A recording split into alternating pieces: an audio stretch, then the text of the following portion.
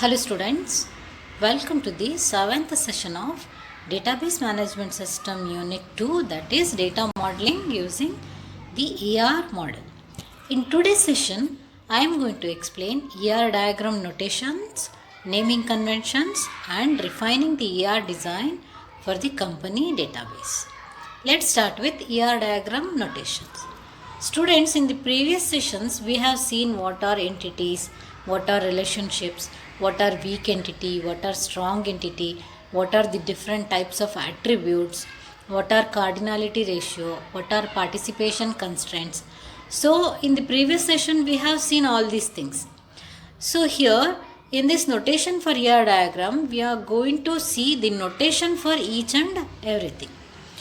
Okay, let's start from the entity. So, entity is represented using the rectangular box. Okay, weak entity is represented using the double rectangular box, and the relationship is represented using the diamond shape. Okay, and the double diamond shape is used to represent the identifying relationship, that is for the weak entity relationship. Okay, and this ellipse is used to represent the attributes. In that attributes, we have seen the key attributes, multi-valued attributes, composite attributes, right? So, in that, the key attribute is represented using the ellipse along with the underlined name. Okay, see, inside that we are having one line. Whatever the name of that attributes, we have to underline that. That will become the key attributes. Why we use key attributes? In order to identify the particular entity in a entity type. Okay. And next thing we are having is multi-valued attributes. Multi-valued attributes are represented using the double ellipse symbol. Okay, multi-valued attributes are nothing but the attributes which are having more than one value for an entity. For example, a single employee can have more than one phone number. An employee can have more than one email IDs. An employee can have more than one qualification. So this is a multi-valued attribute. So whenever you are representing a multi-valued attributes, you need to use this symbol, that is the double ellipse. Okay. Next we are having a composite attributes. Composite attributes are nothing but the attributes which are composite of more than one attribute, which are composed of more than one attributes, right? So here in that previous session we have seen the address as an example for composite attributes, where the address can be divided into city, street, or door number, pin code, zip, etc., right? So here the composite attributes are represented using this symbol, composite attributes. See, here you have to write the address,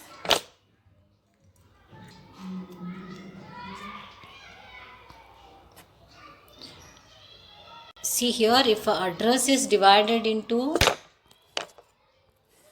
see here you need to write the address and here the city and the street name or the pin code, etc. So this is the composite attribute. And then we are having the derived attribute. Derived attributes are the attributes which are derived from the stored attributes. See, in the previous session I have given the example for derived attribute as age. So age can be derived from the date of birth. Date of birth is a stored attribute, where we are going to store the date of birth when we are collecting the employee or student data. Okay, or when we are storing the data, date of birth has to be stored, and we are not storing the age, because age can be calculated by the stored attribute date of birth and also with the current date, right? So that is represented using the dotted line ellipse symbol. Okay, and next we are having, see, we have also seen a total participation and partial participation. See here, this is a diagram for, see here, total participation is represented using double line. Single or partial participation is represented using a single line. Okay. So for that we have seen an example of employee works for department. All the employees works for some department. So employee side, it is a total participation. Okay. And we have also seen student or a person having license. Person has license. So not all the person has license. Only few person can have the license. So here person is a partial participation entity type, whereas license entity type is a total participating entity. So double line is for total participation, single line is for partial participation. Okay, and the last one here we have seen the cardinality ratio, right? There are 4 types of cardinality ratio: 1 to 1, 1 to many, many to 1, and many to many. So here that is represented using this m and 1. If we are talking about 1 to 1, then you need to mention 1 1. If we are talking about 1 to many, then you have to mention 1 and m. If you are talking about many to many, then we need to mention m and n.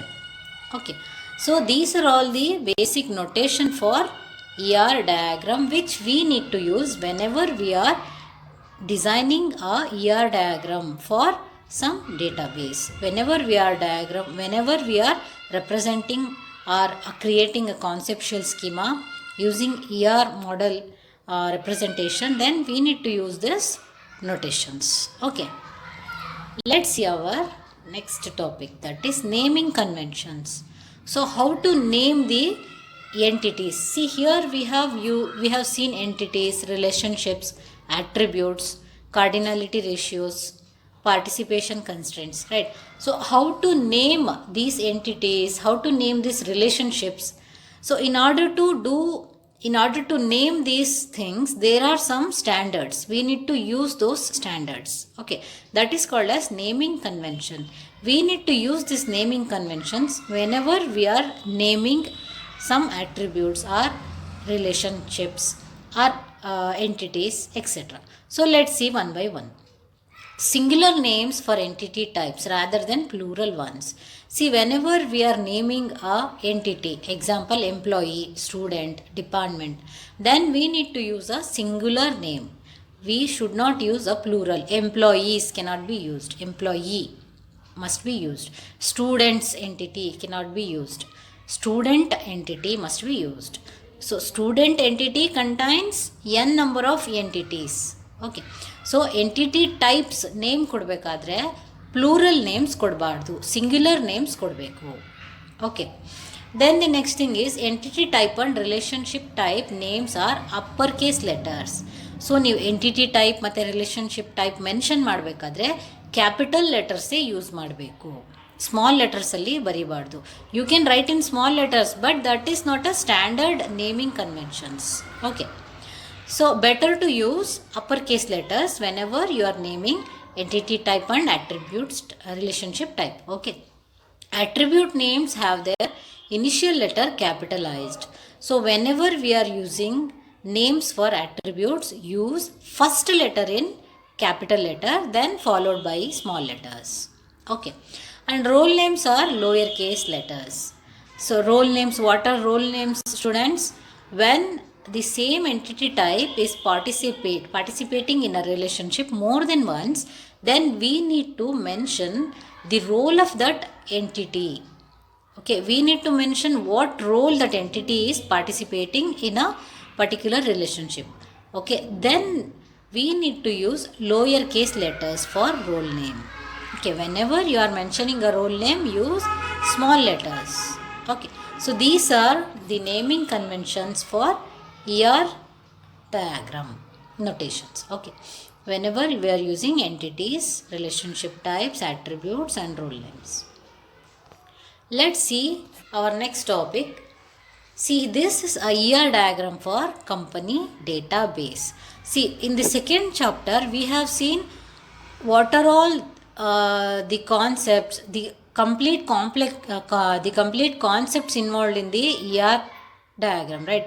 Entity, relationship, In order to create an entity relationship diagram, we have to know what are all entities, what are all relationships, what are all cardinality ratios, what are all participation constraints. So everything we have seen in the previous sessions. And in Unit 2, Session 1, I have explained you the description of a company database which has been found out based on the requirement collection and analysis, right, from the mini world. Remember session 1 of unit 2. There we have collected the requirements from the company database and analyzed those requirements. Finally, we have got some description. So based on that description, here we are going to design the ER diagram. This ER diagram is nothing but the complete output of this second chapter. Okay, that means whatever is there in this ER diagram, everything we have discussed in each session one by one. Okay, so let us see one by one. What were the description we have studied? Company must have a department. So here we are having a department, right? And in the description we have seen company must company must have a department, and each department must be located in several places. So that is the description. So here we are having department and we are having location as multi-valued attribute. See, multi-valued attribute is represented using double ellipse. So here we have used double ellipse for location.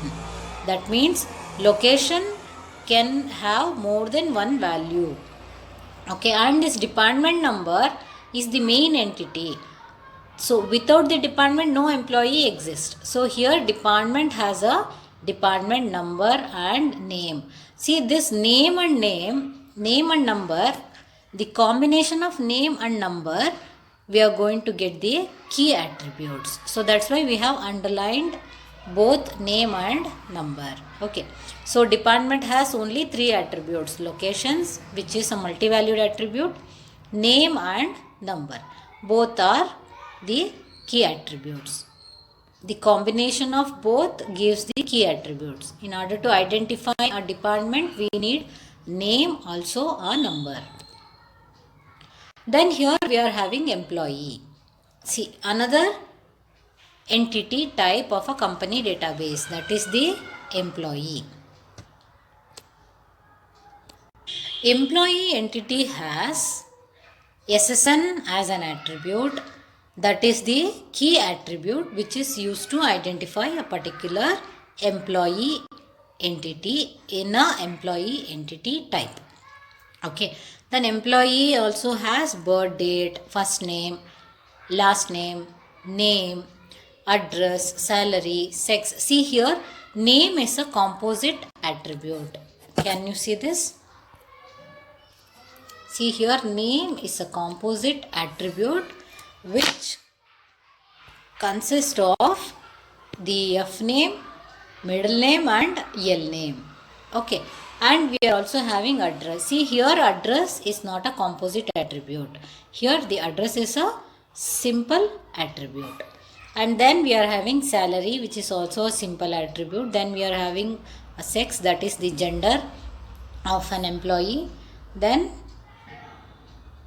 that's it for the employee entity type. See, 1, 2, 3, 4, 5, 6. 6 attributes are there for employee entity type.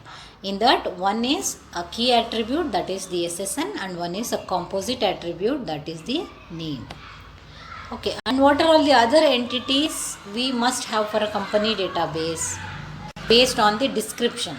Okay, so company has a department, an employee and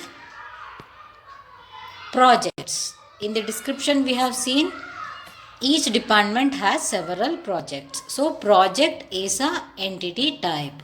So here we are having project, and project, the attributes of project are project name and number and the location.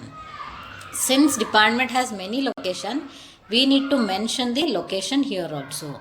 Okay, so name and number is a key attribute of project. Okay, so this is the third entity.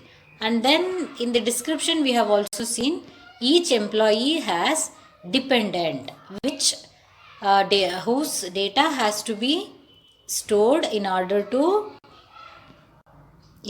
be used for insurance or provident fund details, etc. So here dependent is another entity. See, dependent.